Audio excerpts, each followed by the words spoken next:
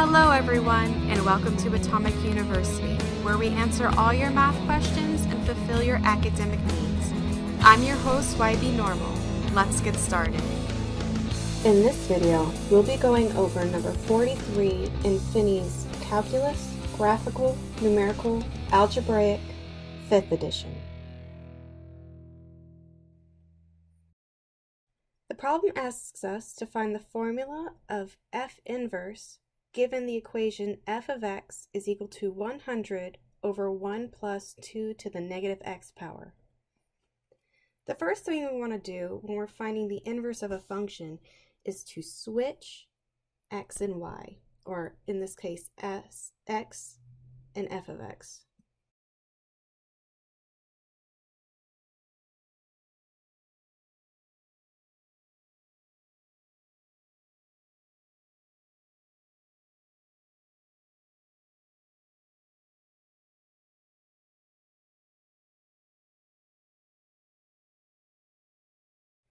So with our first step, we'll have the equation x is equal to 1 plus 2 to the negative f inverse of x under 100. Now from there, we want to do whatever we can possible to get this f inverse of x all by itself on one side of the equation. Well, yeah, Yasmin, that's easier said than done, but how do I do that? Well, let me show you.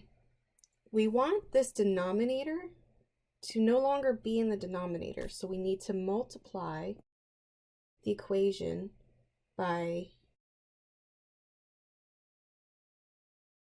1 plus 2 to the negative f inverse of x on both sides. So to do that, we can write 1 plus 2 to the negative f inverse of x times x equals 100 divided by 1 plus 2 to the negative f inverse of x times 1 plus 2 to the negative f inverse of x. And we see that these two cancel out, so we're left with 1 plus 2 to the negative f inverse of x times x equals 100. Now from here, we want to divide both sides by x.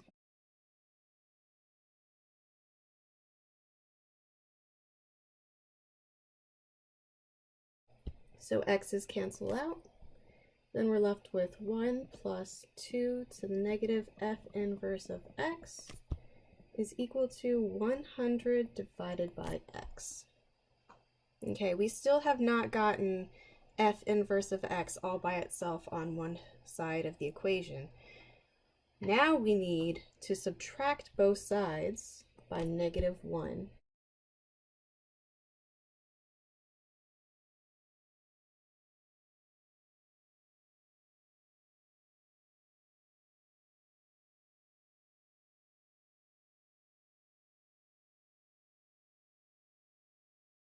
Negative 1 plus 1 is equal to 0. So on the left-hand side, we have 2 to the negative f inverse of x is equal to 100 over x minus 1. We can simplify the right-hand side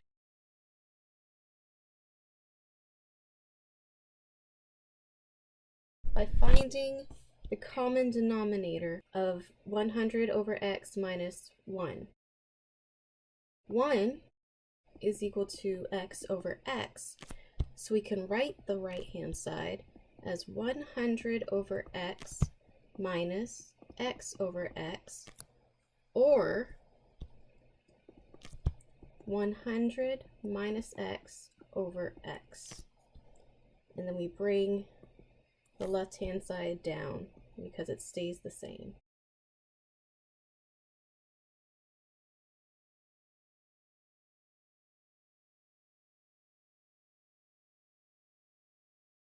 Okay, now wanting f inverse of x to be all by itself, how do we do that with it being a power of 2?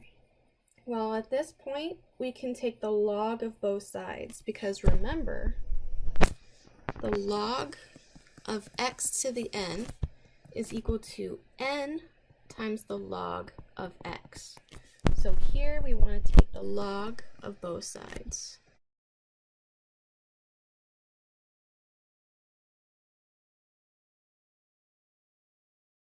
So log of 2 to the negative f inverse of x is equal to log of 100 minus x divided by x.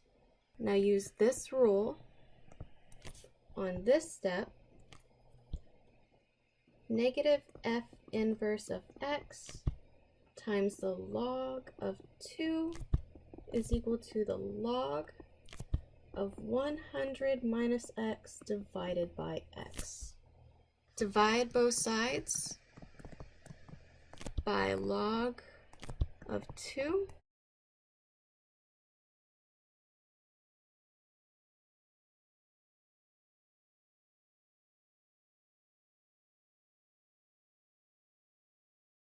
Log of 2 cancels out on the left-hand side. Then we're left with f inverse of x, which is negative, equals the log of 100 minus x over x divided by the log of 2. And then here we can apply the rule log of x divided by a log of n is equal to the log base n of x. So that gives us negative f inverse of x is equal to the log base 2 of 100 minus x divided by x. Now we need to divide both sides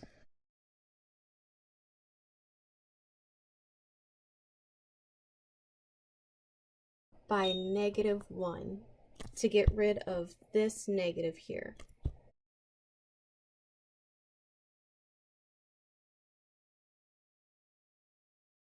That gives us f of inverse of x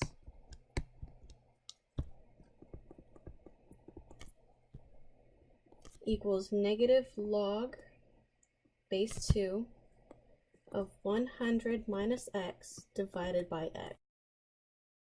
Now here we can apply our rule, that is the reverse of the rule that we used earlier. N log of x is equal to log of x to the nth power with this negative 1 here.